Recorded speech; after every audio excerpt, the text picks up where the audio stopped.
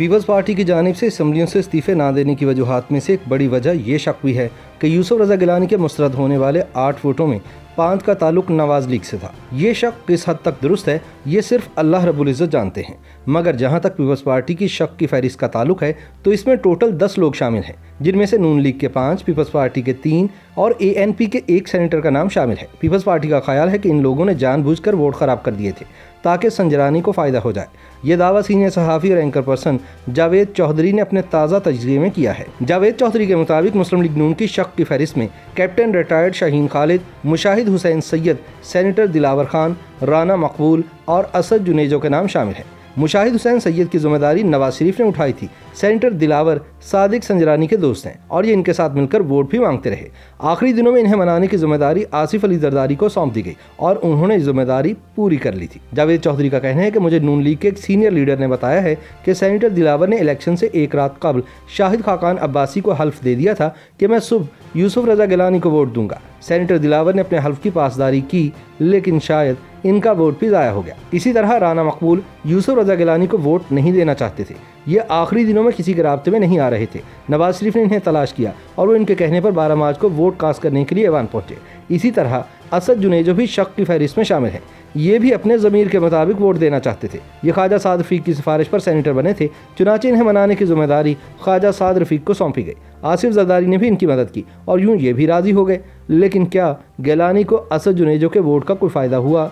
ये राज ताहाल एक राज है। ताहम जावेद चौधरी के मुताबिक मशकूक सेनेटर्स अब कुरान करीम जेब में डालकर हल्फ देने के लिए कभी एक और कभी दूसरे दरवाजे पर जा रहे हैं। उनका कहना है कि मैंने मुस्लिम लीग नून के एक सीनियर अहदेदार से पूछा कि यूसुफ रज़ा गिलानी के 7 वोट मुस्तरद हो गए। ये बात समझ में आती है, लेकिन मौलाना अब्दुल गफूर हैदरी के मामले में आखिर क्या हुआ? इनके बॉक्स में 44 और मिर्ज़ा मोहम्मद आफरीदी के संदूक से 54 वोट कैसे निकल आए? उन्होंने कहका लगाकर जवाब दिया कि मिर्ज़ा मोहम्मद आफरीदी अरबपति हैं, लाहौर में कारोबार करते हैं और इनके वालिद तबलीगी जमात से वाबस्ता हैं। दोनों बाप बेटा तवील अरसा अय्याज सादी की खिदमत करते रहे। मिर्ज़ा मोहम्मद आफरीदी हर वक्त स्पीकर के चैम्बर में दिखाई देते थे। ये सन 2018 में फाटा से आज़ाद इलेक्शन लड़कर सेनेट में पहुंच गए और फिर अय्याज सादी के जरिए नवाज शरीफ से मिले और नून लीग ज्वाइन कर ली। ये इस इलेक्शन में 6 सेनेटर हासिल करने में कामयाब हो गए थे। तहरीक इंसाफ ने इन 6 सेनेटर्स की बुनियाद पर इन्हें डिप्टी चेयरमैन का टिकट दे दिया। ये हाथ पांव मारते रहे और ये आखिर में 6 सेनेटर्स को 10 में तब्दील करने में कामयाब हो गए और यूं ये 44 के मुकाबले में 54 वोट लेकर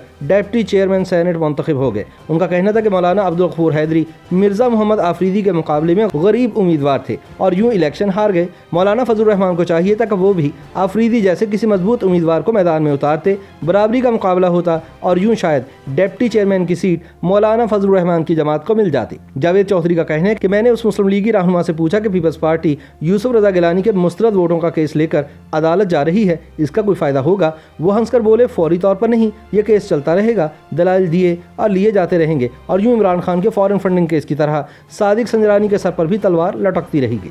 ये भी अब एक आंख खोलकर सोया करेंगे। इस दौरान किसी वक्त इन्होंने फड़फड़ाने की कोशिश की तो इनके खिलाफ फैसला आ जाएगा। उनका कहना था कि यूसुफ रज़ा गिलानी या पीपल्स पार्टी और इस्टेब्लिशमेंट के दरमियान बारगेनिंग चिप हैं। ये जिस दिन चेयरमैन बन गए वह दूसरे NRO का पहला दिन होगा। मैं भी हंस पड़ा और हंसते हंसते कहा कि आप कितने सादा थे, आपने पीपल्स पार्टी से लॉन्ग मार्च और इस्तीफों की उम्मीद लगा ली थी। आप ये भूल गए कि पीपल्स पार्टी के खिलाफ ही जाली अकाउंट्स का केस चल रहा है।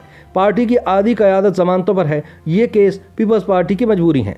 इनकी दूसरी मजबूरी सिंध हुकूमत है। ये किसी कीमत पर सिंध हुकूमत कुर्बान नहीं करेंगे। ये लोग जानते हैं कि हमारी कुर्बानी का फ़ायदा नवाज शरीफ उठाएंगे। आप खुद सोचें, वो नवाज शरीफ को क्यों फ़ायदा पहुंचाएंगे? नवाज शरीफ मुल्क से बाहर हैं, इनका पासपोर्ट ख़त्म हो चुका है और यह बरतानिया के रहम करम पर है। ये जानते हैं कि जिस दिन वापस आएंगे सीधे जेल जाएंगे। शहबाज शरीफ 6 माह से जेल में हैं। हमजा शहबाज 20 माह कैद काट कर घर पहुँचे हैं। हुकूमत मरियम नवाज को भी गिरफ्तार करना चाहती है, लेकिन इसका बस नहीं चल रहा। क्यों नहीं चल रहा? ये हकीकत पूरी दुनिया जानती है। ताहम मौलाना फजलुर रहमान घर बैठे हैं। हुकूमत इनके मदारिस और बच्चों से घबराती है, ये इन्हें छेड़ नहीं रही। दूसरी तरफ हुकूमत भी बुरी तरह फंसी हुई है।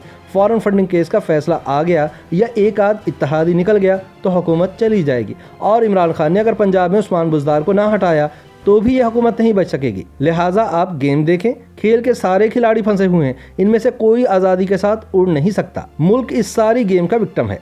ये रोज़ बरोज़ नुकसान उठा रहा है, खिलाड़ी खेल रहे हैं और मुल्क तबाह हो रहा है।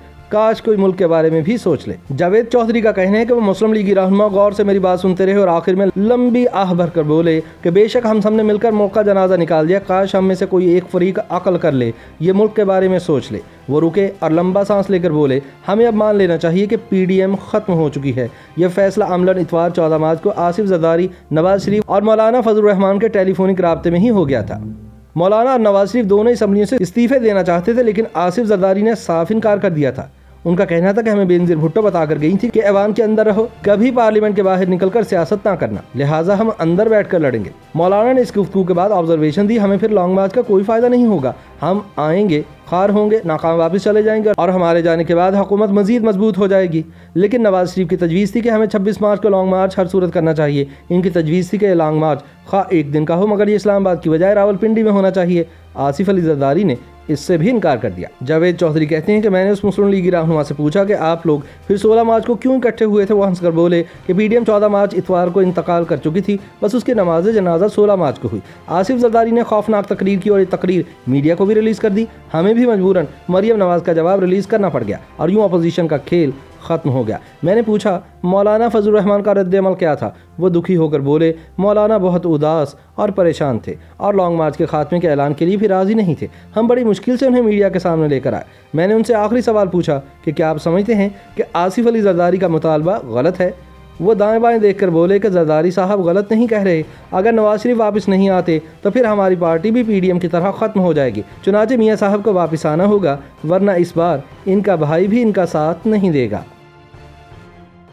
YouTube पर गूगली न्यूज देखने के लिए youtube.com की सर्च बार में गूगली न्यूज TV टाइप करें। गूगली न्यूज के पेज पर सुर्ख रंग के सब्सक्रिप्शन वाले बटन पर क्लिक करना ना भूलिए। YouTube पेज पर अपलोड होने वाली वीडियोस से बाखबर रहने के लिए बेल आइकन पर क्लिक कीजिए। आपको हर नई वीडियो के बारे में नोटिफिकेशन मौसूल हो जाएगा।